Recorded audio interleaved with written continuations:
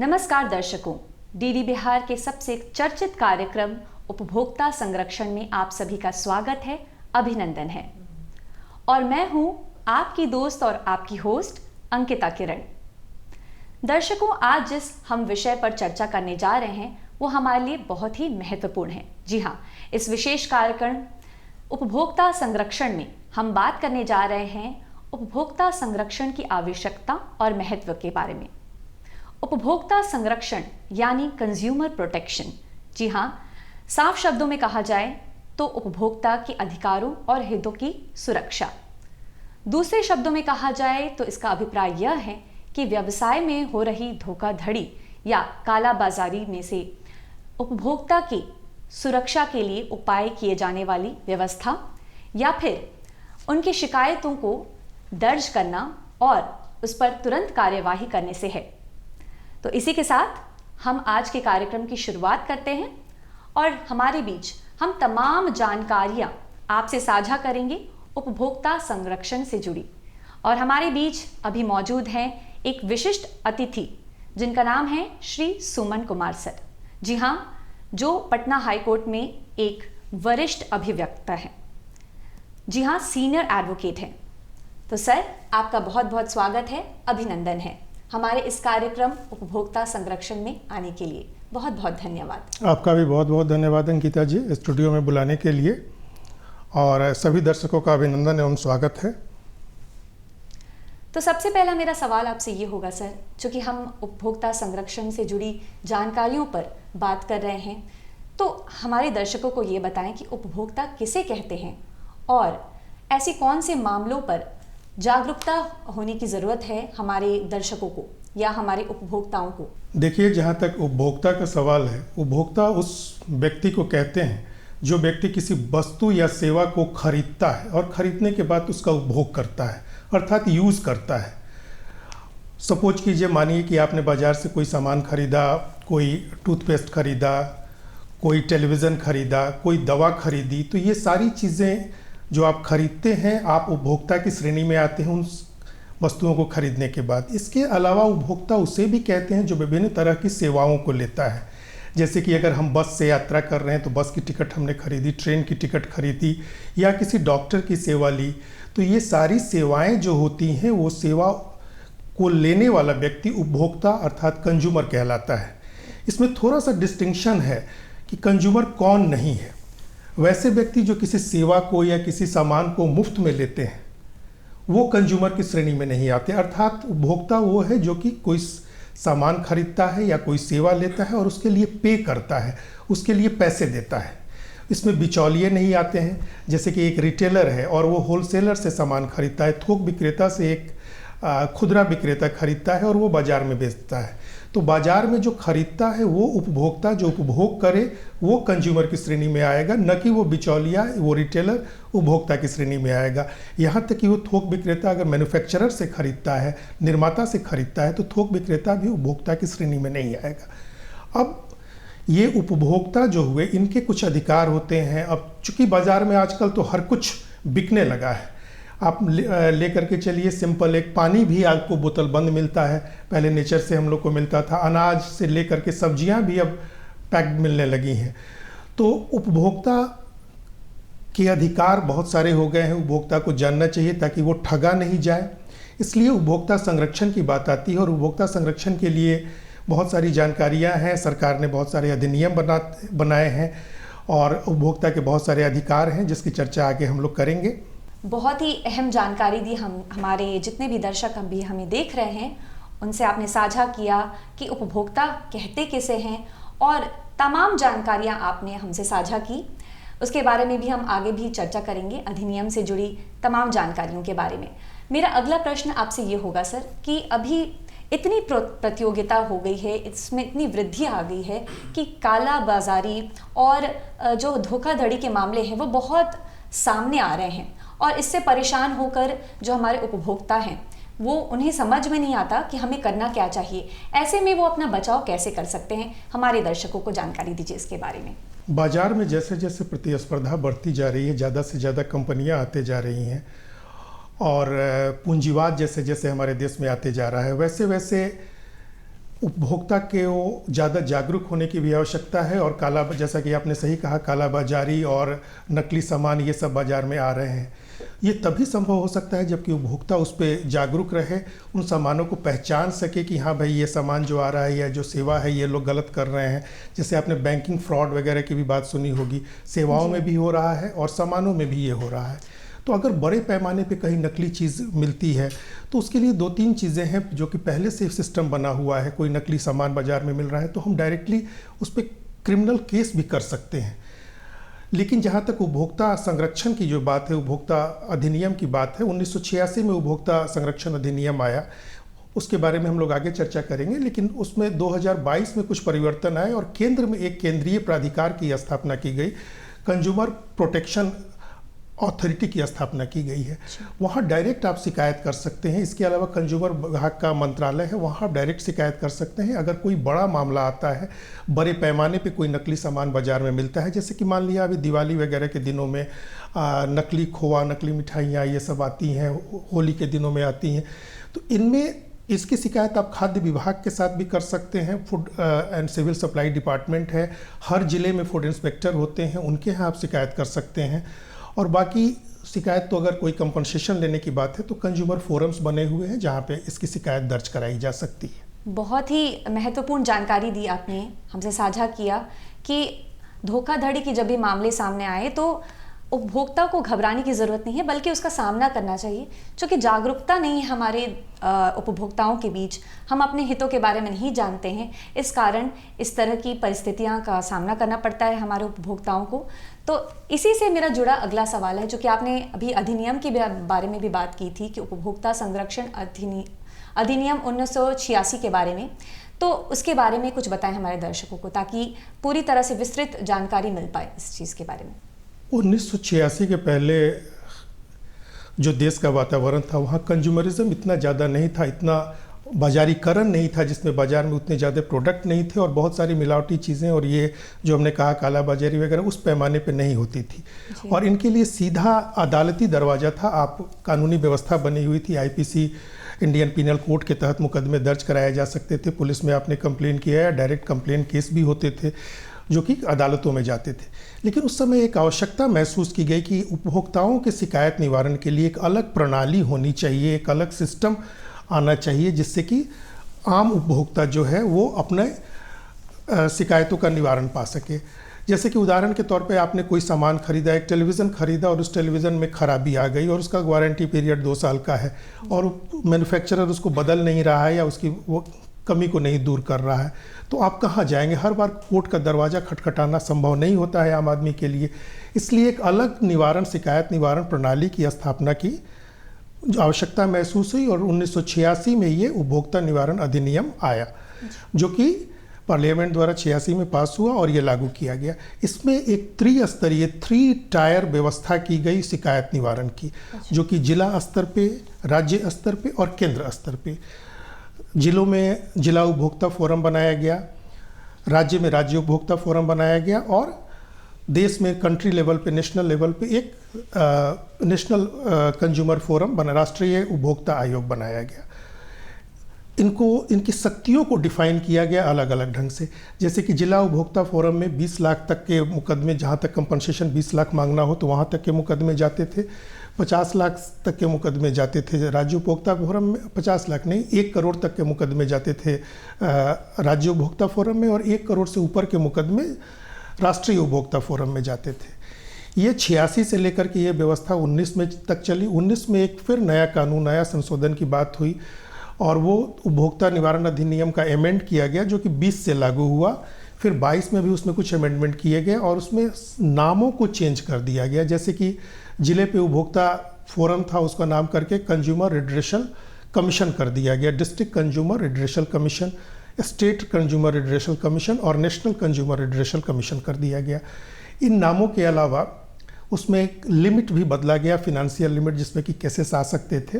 जैसे कि जिला उपभोक्ता फोरम को 50 लाख तक का केस उसमें किया जा सकता है। 50 लाख तक से 2 करोड़ के कंपनसेशन वाले केसेस राज्य उपभोक्ता फोरम में जाएंगे और 2 करोड़ से ऊपर के जो केसेस होंगे वो नेशनल कमीशन में जाएंगे। इससे चूँकि एक तो पैसे का भी डिवेल्यूएशन हुआ और दूसरा नंबर ऑफ मुकदमे भी काफ़ी बढ़ने लगे, जिसके चलते ये व्यवस्था महसूस की गई। इसके अलावा एक बहुत बड़ा परिवर्तन किया गया। 86 में ऑनलाइन कंपनियां नहीं हुआ करती थी, डायरेक्ट मार्केटिंग नहीं हुआ करता था, संचार क्रांति नहीं आई थी, मोबाइल और ये सब चीज़ें नहीं हुआ करती थी। अब तो मैक्सिमम मार्केटिंग आपको देखते हैं फ्लिपकार्ट और ये सब जो कंपनी है, अमेज़न वगैरह वगैरह पे होता है। तो इनको भी उस कंज्यूमर प्रोटेक्शन एक्ट के दायरे में लाया गया, जो कि 1922 के एक्ट में आया। अब आप इन पर भी केस कर सकते हैं। कुछ और चीज़ें परिवर्तन की गई 22 और 86 के बीच में, 2022 और 1986 के बीच में। जैसे 1986 में था कि आप केस वहीं पे कर सकते हैं जहां कंपनी का हेडक्वार्टर है। अब मान लीजिए कोई आज के डेट में अमेज़न का हेडक्वार्टर वाशिंगटन में हो, न्यूयॉर्क में हो, तो आप न्यूयॉर्क जाके तो केस कर नहीं सकते हैं। तो आपने जहाँ से प्रोडक्ट खरीदा आप उसी जगह पे केस कर सकते हैं, ये व्यवस्था दी गई। तो कुल मिलाकर के एक बेहतर अधिनियम 22 में लाया गया कंपेयर टू 1986 के अधिनियम के। बहुत ही सरलता से आपने इतनी महत्वपूर्ण जानकारियां हमसे साझा की कि अगर कोई भी शिकायतें हों तो हर बातों के लिए कोर्ट नहीं दौड़ना चाहिए, और वो पॉसिबल भी नहीं होता है, और बहुत जगह ये पॉसिबल नहीं होता है। तो ऐसे में हमें क्या करना चाहिए उसके बारे में आपने बताया, और मुझे पूरा विश्वास है, पूर्ण विश्वास है कि हमारे दर्शक इससे लाभान्वित हो रहे होंगे। तो इसी से मेरा जुड़ा अगला प्रश्न है कि जैसे आपने बात की कि अब पहले ऑनलाइन प्लेटफॉर्म नहीं हुआ करता था चीज़ों की खरीदारी करने के लिए, लेकिन आजकल चूँकि इतनी हमारी ग्लोबलाइजेशन हो गई है जहाँ पे हमारे पास एक नहीं बल्कि तमाम प्रोडक्ट्स हैं, तो ऐसे में इतने सारे प्रोडक्ट्स होने के बावजूद अब किन बिंदुओं पर जो हमारे उपभोक्ता होते हैं उन्हें ध्यान देने की ज़रूरत है, क्योंकि फ्रॉडिज़म बहुत अभी भी होती है। चूँकि इतनी सारी चीज़ें आपने बताई हैं, लेकिन फिर भी किन बिंदुओं पर ध्यान देने की ज़रूरत है, ये हमारे उपभोक्ताओं के लिए जानकारी दीजिए। पहले तो सबसे पहले हमको ध्यान देना चाहिए कि कोई भी सामान या सेवा जब हम ले रहे हो तो जो जिस कंपनी से ले रहे हैं वो कंपनी सही होनी चाहिए, रजिस्टर्ड कंपनी होनी चाहिए। प्रोडक्ट में बहुत सारे आजकल मार्किंग आते हैं, जैसे हॉल मार्क आता है, एग मार्क आता है, ISO मार्किंग आती है। तो सर्टिफाइड कंपनियों से भी गवर्नमेंट की एजेंसीज द्वारा डिफरेंट सर्टिफाइड कंपनीज होती हैं, सर्टिफाइड प्रोडक्ट्स होते हैं, उन सब के को देखते हुए हमें लेना चाहिए। इसके अलावा अगर आप कोई सामान खरीद रहे हैं, जैसे फूड प्रोडक्ट ले रहे हैं या दवाइयाँ ले रहे हैं, तो उस पर मैन्युफैक्चरिंग डेट होता है, किस डेट को वो मैन्युफैक्चर किया गया, एक्सपायरी डेट होता है, उसका बैच नंबर होता है, ये सारी जानकारियाँ, कंपनी का एड्रेस होता है कि कंपनी कहाँ की है। आप देखिएगा कोई कंपनी मुंबई की है तो उस पर उसका क्लियर एड्रेस लिखा रहता है, और अगर सिर्फ उसका नकली प्रोडक्ट बनता है तो वो पिन कोड लिख देता है। अच्छा। वो मुंबई का पूरा नाम नहीं देगा और पिन कोड लिख देगा, एड्रेस नहीं क्लियर देगा। तो ये इन चीज़ों के प्रति हमें सावधान रहना चाहिए। उसी ढंग से सेवाओं की बात करें, बैंक बाज़ार में बहुत सारी, जैसे बैंकिंग सेवा को आप ले लीजिए, तो थोड़ा ज़्यादा इंटरेस्ट के चक्कर में लोग गलत कंपनी में पैसा लगा देते हैं। वो कहता है कि 3 साल में हम पैसा दुगना कर देंगे। मैं नाम नहीं लेना चाहूँगा, लेकिन बहुत सारी कंपनी है जिसमें पैसा 4 साल में दुगना होता था और उसके चक्कर में लोग दौड़ते रह गए और वो कंपनी के मालिक जो है अरबपति हो गए और आज तक केस मुकदमा चल रहा है और वो अरबों का घोटाला हो गया।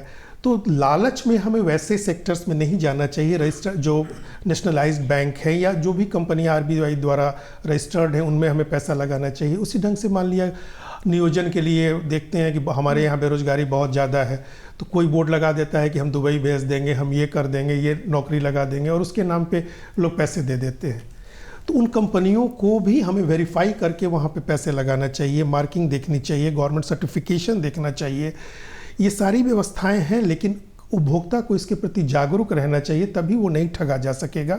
मुकदमे तो बात की चीज़ है कि हमने केस किया और हम उसमें जीते और उसमें हम फैसला लेकर के आए, लेकिन अगर एक उपभोक्ता सजग रहता है अपने अधिकारों के प्रति, सही प्रोडक्ट को खरीदता है, सही सर्विस को खरीदता है, सही बैंक में जाता है, तो ठगे जाने की संभावना बहुत कम होती है। तो सर, आपने हमें बताया कि जो भी वस्तुएं या उत्पाद हम खरीदते हैं उस समय हमें किन बिंदुओं पर ध्यान देने की ज़रूरत होती है कि सर्टिफाइड होनी चाहिए कंपनी। कोई भी हम अगर प्रोडक्ट्स खरीद रहे हैं, उत्पाद खरीद रहे हैं, तो हमें ये सब चीज़ों को ध्यान देना चाहिए कि वो ISO हॉलमार्क है कि नहीं, जो कि सर्टिफाइड होता है गवर्नमेंट द्वारा।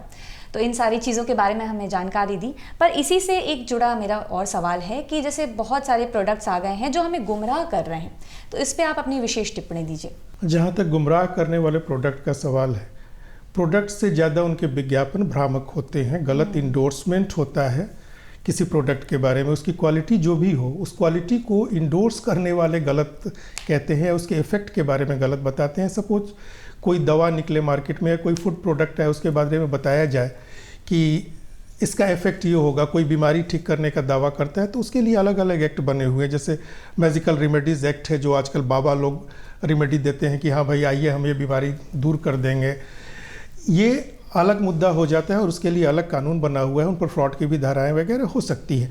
लेकिन जहाँ तक किसी प्रोडक्ट की बात है, किसी सर्विस की बात है, अगर कोई इंडोर्स करता है, जैसे मान लिया अभी 2022 के एक्ट में ये चीज़ें आई हैं कि अगर कोई व्यक्ति किसी प्रोडक्ट को इंडोर्स करे और गलत इंडोर्स करता है, गलत उसके बारे में जानकारी देता है, कोई सेलिब्रिटी देता है, तो उस पर उसको सज़ा हो सकती है, 2 साल तक की जेल हो सकती है, 5 लाख का जुर्माना हो सकता है, वो दोबारा करने पे 50 लाख तक का उस पर जुर्माना हो सकता है, 5 साल का जेल हो सकता है। इसके अलावा वो सेकेंड ऑफेंस करता है तो वो जेल की सज़ा और जुर्माने की रकम फिर दुगनी होती जाती है, बढ़ती जाती है। तो ये रोक लगाने के लिए इन चीज़ों पर, भ्रामक विज्ञापनों पे, भ्रामक प्रोडक्ट पे सरकार द्वारा उपभोक्ता अधिनियम में ढेर सारे परिवर्तन किए गए हैं। इसके अलावा कंज्यूमर को भी, इस पे उपभोक्ता को भी सावधान रहना चाहिए। जैसे कि मान लिया कोई प्रोडक्ट है, किसी कॉस्मेटिक कंपनी का प्रोडक्ट है, लैक्मे है, तो लैक्मे का नाम वो थोड़ा चेंज कर देते हैं, लोगो उसी टाइप का रहता है, थोड़ा बहुत उसमें फ़ोटो वगैरह चेंज हो जाता है, लोगों में एक मान लिया 5 उंगली लैक्मे में दिखा रहा है तो 1 उंगली का फ़ोटो वो दे देंगे, एक स्पेलिंग में लैक्मे LA की जगह LE कर देंगे, तो आम उपभोक्ता नहीं समझ पाता है। तो उसको सावधानी से देखने की ज़रूरत है और उसके खिलाफ शिकायत करने की ज़रूरत है। इन चीज़ों पर तो सीधे जालसाजी और फ्रॉड का केस होगा, 420 का केस होगा, इसके अलावा बहुत सारे धाराएँ हैं। लेकिन कंज्यूमर अगर सावधान रहेगा, इन चीज़ों को सावधानी से देखेगा, इसलिए हम उपभोक्ताओं को कहते हैं कि कोई भी प्रोडक्ट खरीदने के पहले उसको एक बार ध्यान से देखिए, उसके बारे में जानकारी हासिल कीजिए, साथ ही साथ उसका बिल जरूर लीजिए। अगर आप बिल लेते हैं तो आपके पास सबूत रहता है कि हाँ भाई हमने ये चीज़ फलाने दुकान से ख़रीदा था, कल हो के कोई कमी आती है तो हम उस पर केस कर सकते हैं, उसके खिलाफ हम मुकदमा कर सकते हैं। जैसे दवा की आप बात कर रहे हैं, दवा के दुकानदार बिल नहीं देते हैं, जबकि वो एसेंशियल कमोडिटी है, उसके लिए उस पर आपका जान निर्भर है, जीवन रक्षक दवाएं हैं, फिर भी आप बिल नहीं लेते हैं। आप बिल लीजिए, 10 रुपया कम के चक्कर में मत पड़िए, आप अपनी जान के साथ खिलवाड़ मत कीजिए। उसी ढंग से फूड प्रोडक्ट जो आप खरीद रहे हैं बहुत सारे, उस फूड प्रोडक्ट का भी आप बिल लिया कीजिए। वहाँ पे वो दुकानदार बंधा रहेगा जो आपको सामान दे रहा है, और वो नकली सामान नहीं दे पाएगा। अगर वो नकली सामान देता है तो कल होकर के उस पर एक्शन लिया जा सकता है, पुलिस एक्शन लेगी, कंज्यूमर प्रोटेक्शन एक्ट के अंतर्गत उस पर एक्शन होगा और उपभोक्ता सुरक्षित रहेगा। तो दर्शकों, आपने देखा कि हमने अभी कितनी अच्छी जानकारियाँ प्राप्त की हैं। जी हाँ, आपने बताया कि कोई भी हमें नकली प्रोडक्ट देने पे कितनी बड़ी बड़ी जुर्माने लगते हैं और इतना भी आसान नहीं होता है फ्रॉड करना। लेकिन फिर भी हम कई किस्से सुनते हैं, लेकिन ये तभी हो सकता है जब आपने जैसा बोला कि कंज्यूमर को जागरूक होने की ज़रूरत है। और इसी से जुड़े मेरे अगले प्रश्न भी है कि जो हमारे अभी हम तो उपभोक्ता संरक्षण से जुड़ी बातें कर रहे थे कि कंज्यूमर प्रोटेक्शन क्या है, कि हम अपनी बचाव कैसे करें, लेकिन अभी जो हमारे कंज्यूमर है, अवेयरनेस बहुत ज़रूरी है। तो मैं यही जानना चाहूँगी कि उपभोक्ता अधिकार क्या है, वो उपभोक्ताओं से जुड़ी अधिकारें क्या क्या हैं, उनके बारे में हमें बताएं इस चीज़। बहुत सही सवाल किया आपने। उपभोक्ता को जिस प्रोडक्ट के बारे में वो प्रोडक्ट खरीद रहा है, सबसे पहले तो उस प्रोडक्ट के बारे में सारी जानकारी पाने का अधिकार है। वो विक्रेता से ये पूछ सकता है कि ये प्रोडक्ट कब का बना हुआ है। अगर उसे समझ में नहीं आ रहा है तो वो सारी जानकारियाँ, कब का बना हुआ है, किसके द्वारा बनाया गया है, कहाँ बना है, कब इसका एक्सपायरी डेट है, कब इसके खाने का, मान लीजिए एक दवा की हम बात करें तो दवा के बारे में मैन्युफैक्चरिंग कहाँ से हुई है। आजकल मैन्युफैक्चर बहुत सारे चीज़ें ऐसी आ गई हैं कि मैन्युफैक्चर कोई और करता है, मार्केटिंग कोई और करता है, तो उसकी भी जानकारी दवा के लेवल पर होनी चाहिए। अगर वो नहीं होती है तो उसको जानने का अधिकार है। इसके अलावा उसका एक्सपायरी डेट क्या है, बैच नंबर क्या है, दवा के साइड इफ़ेक्ट क्या है, कंट्राइंडिकेशन क्या है। साइड इफ़ेक्ट क्या होते हैं? बहुत सारी दवाइयाँ आप खाते हैं, वो एक अंग के लिए लाभकारी होती है, दूसरे अंग पर वो हानि पहुँचाती है। जैसे टीबी कैंसर की दवाइयाँ हैं या और भी बहुत सारी दवाइयाँ हैं जो कि आप यूज़ कर रही हैं और लेकिन उससे कुछ फ़ायदे हैं तो कुछ नुकसान भी हैं। तो उपभोक्ता को ये जानने का अधिकार है कि हमें कौन से फ़ायदे हो रहे हैं और इसके अलावा उसके साइड इफ़ेक्ट हैं। कुछ कंट्रा इंडिकेशन होते हैं दवाइयों के, जैसे कि हम जो दवा ले रहे हैं वो फलानी बीमारी में नहीं लेना है या 2 दवाइयों को एक साथ नहीं लेना है। ये सारी चीज़ें भी जानने का अधिकार उपभोक्ता को होता है। इसके अलावा उपभोक्ता को बिल लेने का अधिकार है, बिल पाने का अधिकार है। अगर कोई मना करता है कि हमने प्रोडक्ट बेचा और आपको हम बिल नहीं देंगे, तो उपभोक्ता को अधिकार है कि वो बिल की मांग करे और ये ले। उपभोक्ता को क्षतिपूर्ति का अधिकार है कि अगर उसकी क्षति होती है, उसके पैसे गलत जगह लगते हैं और कोई गलत प्रोडक्ट खरीदता है तो उसका वो क्षति मांग सकता है, डायरेक्टली उसको चिट्ठी लिख के मांग सकता है। नहीं अगर वहाँ से मिलता है तो वो कंज्यूमर फोरम में जा कर के शिकायत दर्ज करा करके मांग सकता है। उपभोक्ता को ये सारे अधिकार हैं प्रोडक्ट को जानने के अलावा, प्रोडक्ट खरीदने के बाद भी, और जब तक उसकी गारंटी या वारंटी रहती है तब तक उसके अधिकार कायम रहते हैं। इसके अलावा जैसे आप आजकल देख रही होंगी कार कंपनियां आती हैं, 7 बरस वो कंपनी बंद हो जा रही है, कार बेच दिया और कंपनी वापस चली गई। जैसे अभी एक अमेरिकन कंपनी ने अपने प्रोडक्ट को बेचना बंद किया इंडिया में, तो अगले 7 वर्षों तक उसको स्पेयर पार्ट देना है। ये उपभोक्ता को अधिकार है।